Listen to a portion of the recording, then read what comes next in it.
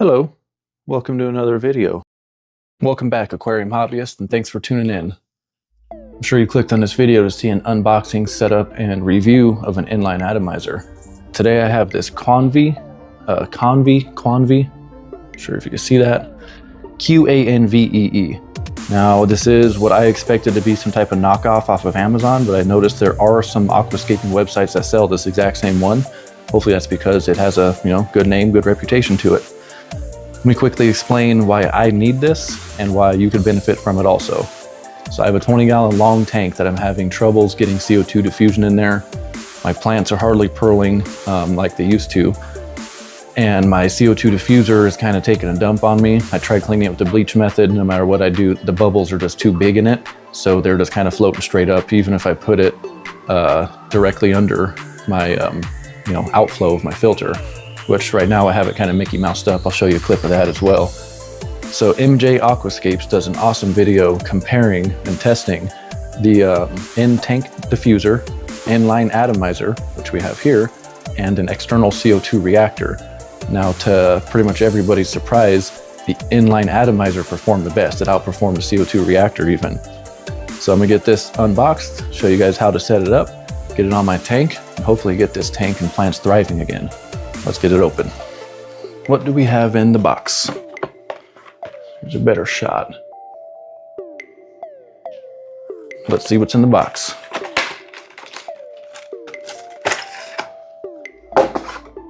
Simple box here.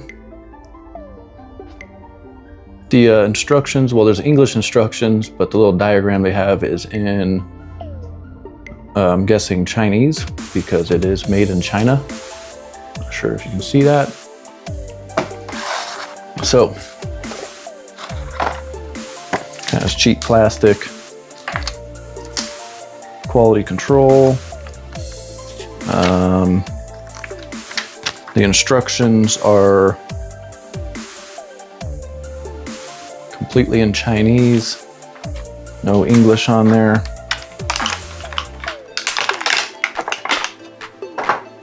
And this is it. A lot of things I hear people talk about with these is that they will obstruct the flow of your filter. But this one, not sure if you can see that.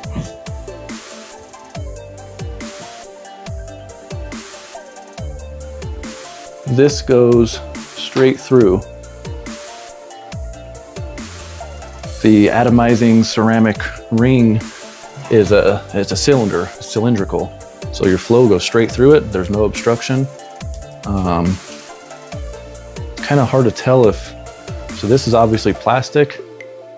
This one might be some type of metal, but take this off. This will attach to your filter. So your outlet hose will go here, and then the other side here going into your tank.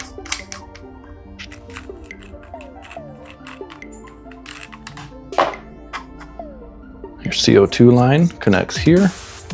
This all feels like pretty good quality. Check out this ring inside. There's a nice O-ring in there, so it seals, a nice little gasket. So you want to be kind of careful with this. Don't drop this. But I'm gonna get this soaking while I unplug my filter and get the hose cut to where I need it.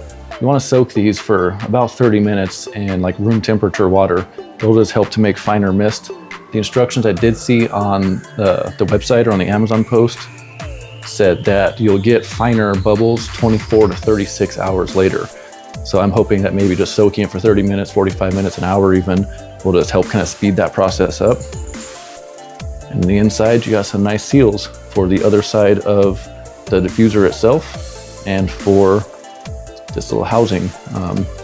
So that's it. That's all that comes in the package. Pretty simple, pretty straightforward. The only English instructions that are on here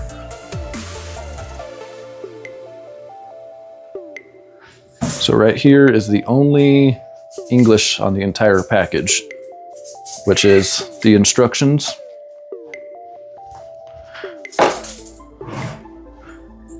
So let me get this set up on my tank. Let me get this soaking, and I'll show you guys how to get this set up on the filter. I put this thing in a cup of water and it's actually releasing bubbles, which tells me it's absorbing the water. So I'm gonna let this soak and get my filter ready to set this thing up. All right, I'm not sure how well you can see this. Oh, pretty good. I'm gonna cut it.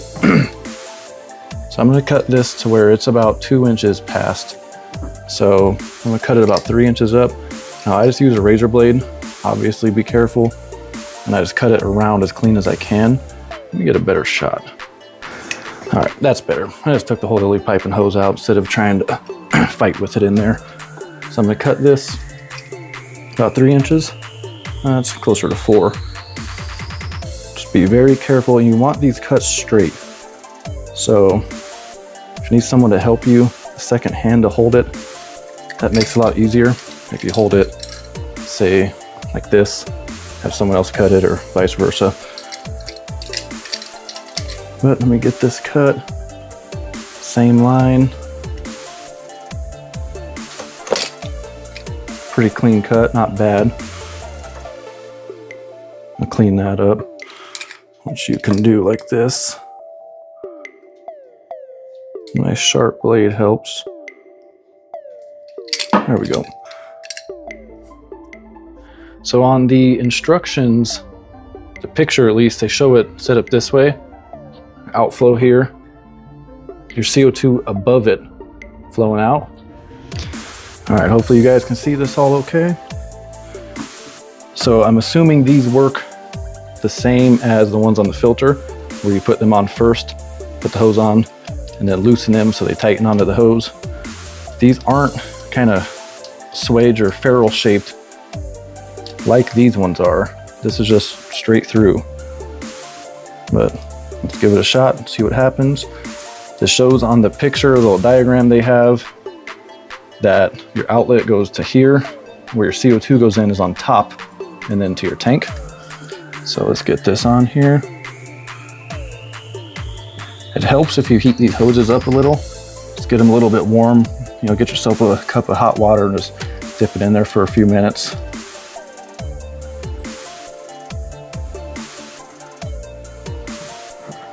Okay, that doesn't feel very secure, but we're gonna go with it.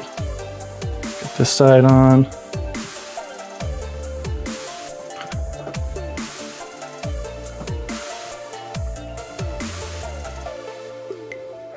They do fit pretty tightly though, so maybe it's safe. Get our CO2, I cut my hose really short. I'm gonna leave it so there's some play in it. I don't want just a straight shot for vibrations. And another thing I definitely recommend is have a check valve between this and your bubble counter. Now, fortunately, my bubble counter has a built-in one. So before I start seeing any comments that I don't have a check valve, my bubble counter has one built in.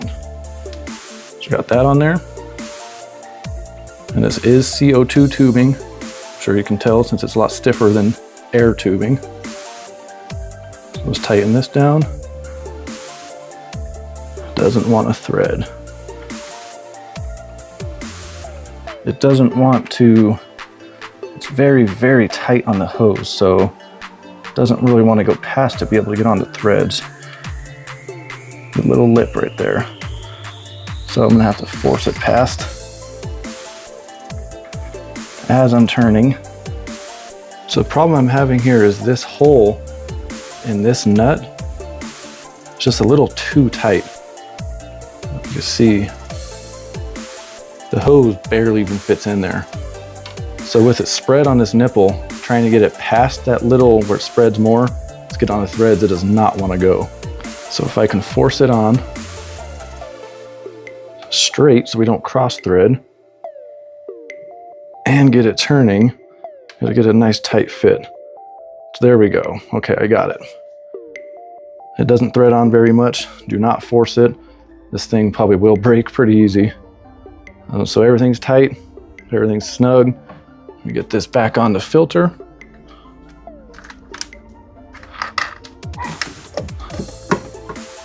Get this snug back on. Same thing with these filters. They don't need to be crazy tight. And there we go. It's set up. I got a little, I'll call that a drip loop.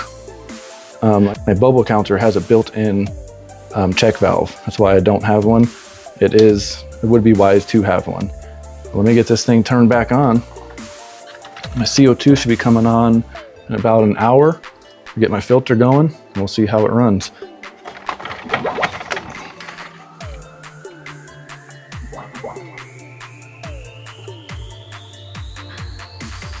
So far, so good. There are no leaks. My filter is running right now. As you can see, it's focus. It is pushing water back into the hose, which is why a check valve is necessary.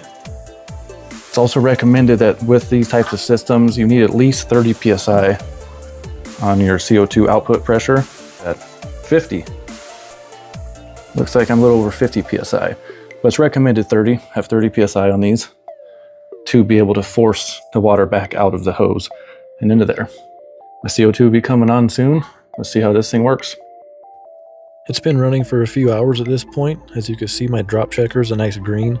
It's hard to tell without the white background, but the bubbles coming out are already very fine. I'm pretty impressed with it. It seems to be working well. You can see the plants purling already, which they haven't done in weeks. Maybe in a couple weeks I'll do an update video if I had any issues or if I had to change anything. Thanks for watching. See you in the next one.